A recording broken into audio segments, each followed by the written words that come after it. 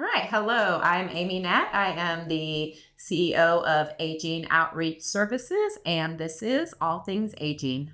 And I'm Amy Ferris, editor of OutreachNC, which is our monthly publication that goes out to our community and to our clients. And today we're actually talking about something that is very common it's not common, it's every month in the newsletter, which is a column that we run called Ask the Expert. Yes. So that's what we're going to be doing today. All right. We're going to ask the expert, and Amy Natt is the expert. Okay. Lucky me.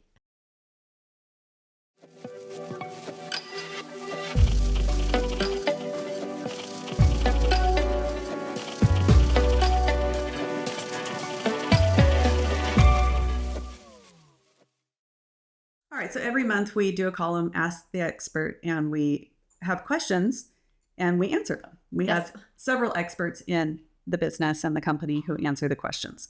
Okay, so before we get into the rapid fire questions, first talk a little bit about how the column came into existence. So several years ago, we decided that we wanted to do a publication that would be free to the community as sort of our educational piece. And so my primary background and the team that I work with is geriatric care managers, or sometimes referred to as aging life care managers through our National Trade Association. And so as care managers, we are often interacting in real time with older adults, with their families. We're leading support groups. We're getting general questions coming in from people that are inquiring about services or looking for help from mom or dad. And so through many years of experience, we decided that one way that we could get that information out as a resource to the community is through our Ask the Expert column. And so you pointed out we have our newsletter that we publish every month. And as a part of that, we have readers that will send us questions, and then we answer those every month in the Ask the Expert column. Yeah, so it's a great way to one person can ask a question and then it goes out to all of the thousands of people who read. So where do the questions and topics come from? So a lot of times it will be people that we've never met that will just email in topics.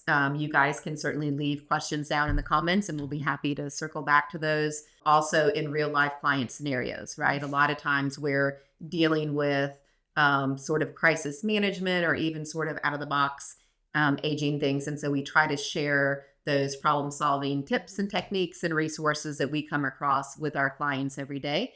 And then many of us are also support group facilitators. And so even though there's confidentiality in those support groups, we still oftentimes get really good questions or scenarios that we can then put in our Ask the Expert columns. So how do you use your experience and the experience of your team to really come up with creative, on-point answers? So I think it's just trial and error, right? A lot of what we're doing is problem solving in real time. So everything we do is very individualized to that older adult or to that family or whatever that scenario is. We've got 25 years of experience to draw on of what's worked, what hasn't worked in different scenarios. And so even if it's something that your family or it's the first time that you've dealt with it, probably over the last 25 years, our team has dealt with that on a number of occasions and then can share some ideas and tips for that. And one thing I've noticed from editing and reading the questions and the answers every month is somebody will write a question about a specific part of an issue, and the experts really kind of flesh the issue out more broadly. Maybe things you didn't think of related to that topic. Right. Okay. Definitely so. All right. Okay, so I'm going to just throw questions at you. Hopefully I have Rapid fire. And these are questions that we felt were broad and appealed to a lot of different clients. First question. Okay. My parents seem to be going to a lot of medical appointments. Do they really need all of these specialists? It seems excessive. Okay. And we get this question a lot. So if you look at somebody's calendar, it seems like the older they get, the more medical appointments and the less social appointments are on that calendar. So in today's sort of the way medical care and healthcare is delivered, there certainly are a lot more specialists, right? So depending on if it's dermatology or a dentist or cardiology or neurology, whatever it is, there definitely are more specialists in the different areas. And so you would expect that a person might have more providers in their medical team than somebody might have 50 years ago when they had just a primary care doctor to deal with that. Now somebody typically has a primary care doctor and on average 6 other specialists that they're working with. And so it can seem like a lot to keep up with. And another change is just the way insurance has gone. There's more preventative care, right? So we've learned a lot about the importance of preventative care and not waiting until mammograms are a great example of that, right? So we've learned that with preventative care, there's a lot that we can do before something becomes a crisis. And so what that equates to a lot of times is more medical appointments. And so while it might seem like a lot to keep up with, it really is important that people do that preventative care and that they're paying attention to sort of different aspects of their health. And that often takes different providers. So if you wanted to help your parents with all of these appointments, what could you do? So I think whether it's yourself or you're trying to help, your mom or dad navigate all of this, what I like to do is take an old fashioned notebook or 3-ring binder and literally make a tab for each doctor that they see. I think it's really important, even though we have online portals and you can access some of that information, it's really important to prepare for the appointment ahead of time. Mm-hmm. So you can make a list of questions that you want to ask and have that binder or that notebook right there with you. And then also make notes of what was said during the appointment. Right. Because while some things might be accessible through the portal afterwards, it's still really great to have everything in one place. It also helps if you go to your primary care doctor and they say, have there been any changes? Most people go, no. Mm-hmm. But if you have that binder there and you can say, well, actually, I went to my neurologist or I went to my dermatologist, and provide the feedback of what that provider also, maybe shared or tips they gave or things that you needed to do. And or like it a just helps medication. organize it. Yeah, medication changes. Right. Even things that you experience between appointments that you want to make a note of Idea. to be sure to ask. So just helping to organize all the information and all the different providers in one place can help you if you're the older adult, or also if you're helping mom or dad or, an aging family member keep track of those things. And I've also read in the newsletter that if you're concerned that your parents are going to too many appointments, you can actually go with them to their primary care and just sort of get an overview.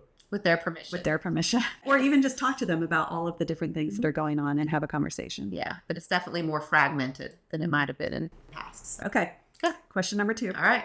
What is the difference between a hospitalist and my doctor? Okay. Another sort of change and progression in the healthcare system. So now typically when you go into the hospital, instead of your primary care physician following you, right, that you see normally, typically there are a group of hospitalists that will provide the care in the ER. There may be a different group if you're admitted and in the main part of the hospital. And so typically this group specializes just in the care in that setting. So it typically would not be, maybe in years past, your primary care provider would also see you in the hospital. But now it's much more common to have these hospitalists or a group that is managing the care in that emergency department. And then again, you would transition to a new provider if you were admitted to the hospital. So it becomes really important for you, again, to take good notes, to make sure you know sort of what happened so that that information can get reported back to your primary care provider. So is this the person when they say the doctor will be in shortly? Yes. Which might be 3 a.m, 4 a.m. Right. So right. And so for some people, it can be frustrating because they're seeing different providers. Right. And that's, again, where it's important, for either you to be your own advocate and be familiar with your health information, have it there in a binder or some type of notebook that you can take with you. Or if you're an adult child who's serving as an advocate for an older adult in your family, for you also to really be there and have the information on hand, be able to take notes and be able to share, important things like allergies or, if you've appointed representatives to speak on your behalf in a medical setting, like all of that documentation and important information should be on hand. So is a hospitalist the person who sort of manages, let's say you've had surgery and you have a cardiologist involved and you also have a speech pathologist, are they going to manage all of the different care? So not necessarily. They're really focused on what's going on while you're in that emergency department or while you're in that crisis and took you to the hospital. And so I wouldn't assume that that person or that information is going to make it back to all of your different providers. There's a couple different medical portal systems. And so some providers share the same portal and some don't. And so again, it becomes really important for you to have a healthcare advocate in that situation because they're dealing with whatever the situation is in that moment. But you want to make sure that that information gets conveyed once you go home to all your other providers and kind of long-term to whatever your support team is. Okay, good. I had I honestly didn't know the answer to that. So that's very helpful. All right. All right, next question. Okay. Why are so many people talking about concierge doctors? Okay. So, well, we all miss the days gone by, right? When the doctor came to your house with a little black bag and it was much more personal. Well, in a way, we're going back to that. And so there has been a trend toward concierge medicine. And so we know there's the big medical practices, but there also are some smaller practices where doctors are opting to take fewer patients and offer more access to those patients. And so it typically costs a little bit more in order to have a concierge doctor, and that would not always be something that insurance would cover. And so you may be paying $1,200 a year, for instance, to have access to that doctor, but typically they have same-day appointments. I have clients that when I go into the concierge doctor with them, that doctor's literally spending 45 minutes just sitting talking to them. And so for some older adults, that's a lot better fit, especially if they're anxious about medical care in general or doctors. And so it's a little more individualized attention. It's a little more access, and those practices tend to have fewer patients. And I would assume that they can keep, if you have complicated healthcare issues, it would be good to have this kind of provider because they can sort of keep track of everything together. They're able to be a little more hands-on. And again, it's just a difference in preference. Some people wouldn't need that, but certainly if somebody wants more individualized attention and maybe has multiple things going on, then concierge medicine can be a really good option for them. My in-laws have concierge medicine, and when they're traveling, they can call their doctor, and their doctor can send a prescription or update something or give them advice. I think they were traveling and COVID came up, a COVID issue. And immediately the doctor was emailing that and getting back to them right away. And I found that as a care manager, my clients that have concierge doctors, I typically have more communication with, where doctors in some of the primary practices certainly are responsive. I can leave a message in the portal or whatnot. I'm not saying that they're not responsive. Right. But with the concierge doctors, a lot of times I can, quickly get them on their cell phone after hours or something. They're just a little more accessible. So it is a good option to look into if you're wanting more of a personalized. And they do take insurance. They'll still bill your insurance. You just pay an extra fee. Correct. Typically there just would be an extra fee that you might be paying, and then whatever perks kind of come with that. So okay. All right. Option. Next one. My dad recently passed away and my mom seems really down. Would she benefit from a support group? Okay. Great question. So certainly, unfortunately, one of the parts of aging is a lot of times a spouse will pass away, and that can be very difficult to readjust. And so in the case of your mom, it's natural, right, that people would have some form of grief. And so people will ask a lot, well, is there a support group? And certainly not only through the funeral homes, through churches, through independent support groups, there are different options. Some may be grief groups, some may be generic kind of just support groups in the community. And it's a very individualized thing. So some people benefit from that setting, and it helps them to have support of other people who have been through similar scenarios. But certainly if you push that option on somebody who's really not ready to share or to grieve in an open forum, then that might not be the best fit for that person. And so it's difficult to know, right? What I would suggest is giving your mom the options in her community. So if you're aware, whether it be through the funeral home or whether it be through church or local community group, if there are support groups in the area, that might be something that you could offer her so that when she feels ready to share in that type of setting, she has the information right there in front of her. Would it be appropriate to offer to go with her or to take her for the first time? You certainly could.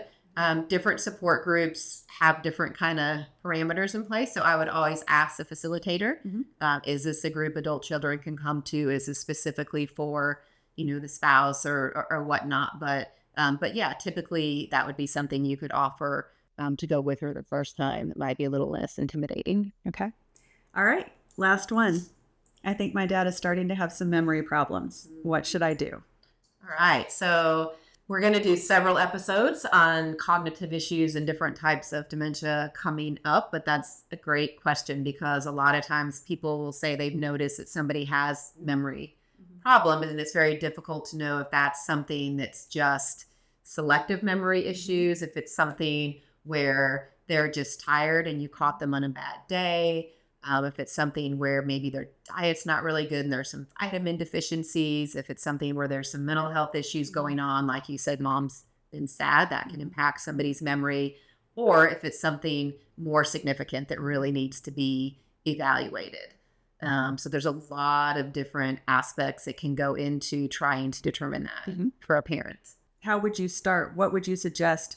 Would you suggest looking at it maybe over a couple of weeks and seeing if it's consistent, talking to them? What would you suggest to get started? Just assessing.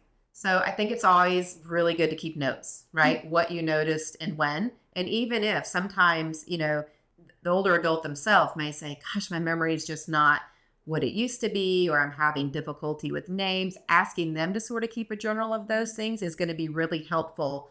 A good starting point sometimes is that primary care physician. You can say, or mom or dad can say, here's what I've been noticing. And then that physician will be able to sort of evaluate, maybe do some testing, some blood work, and make a referral out to a neurologist, a neuropsychologist, somebody that can really dive deeper into, what do you mean by memory problems? And is it short term? Is it long term? What else is going on? Is there a new medication? Are you sleeping well? Are you eating well? There can be so many different things.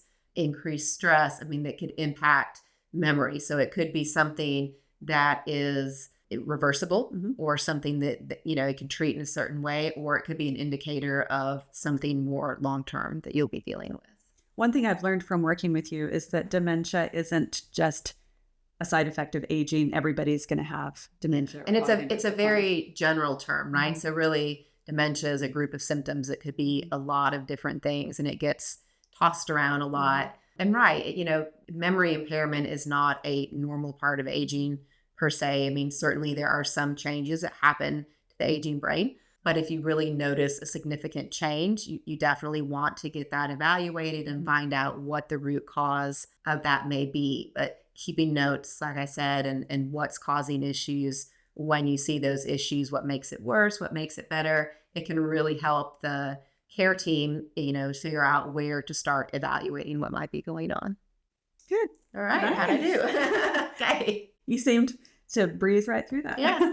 And if somebody has questions, you're welcome to drop them in the comments. You're also welcome to email Amy, I guess would be the best source. You can email me at editor@outreachnc.com, and we'll put a link to that. We'll put the email address below. And then also you can read our newsletter online. We have it online on our website at AOSNC.com. Yeah, and you can get the whole newsletter, and every month we do an Ask the Expert column. Yeah, we love real questions, so please drop yours here. Thank you.